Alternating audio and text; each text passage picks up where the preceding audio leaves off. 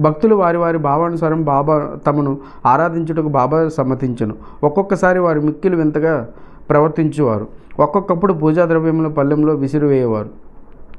ఉగ్రావతారము దాల్చెడివారు. అట్టి సమయంలో బాబాను సమీపించుటకు కూడా ఎవ్వరికీ ధైర్యం చాలడిది కాదు. ఒక్కొక్కప్పుడు భక్తులను తిట్టుచుండెను. ఒక్కొక్కప్పుడు మైనం కంటే మెత్తగా కనిపించేవారు. అప్పుడు వారు శాంతిక్షమలను ప్రతిరూపం వలె కనిపించుచుండిరి. బయట కోపంతో నూగిపోవచ్చు కల్లెర్ర చేసినప్పటికీ వారు హృదయం మాత్రం మాతృ హృదయం వలె అనురాగమును వెంటనే తమ భక్తులను ప్రేమతో దగ్గర తీసి, నేనెప్పుడు ఎవరిపైన కోపించి ఎరుగను. చూడండి ఏం చెప్తున్నారు బాబా. నేనెప్పుడు ఎవరిపైన కోపించి ఎరుగను. తల్లి తన బిడ్డలను ఎక్కడైనా తరిమివేయునా? సముద్రము తనను చేరు నదులు ఎప్పటికైనా తిరగగొట్టునా? నేను మిమ్మల్ని ఎందుకు నిరాధించదును? నేనెప్పుడు మీ యోగక్షేమమునే ఆక్షేపించదును.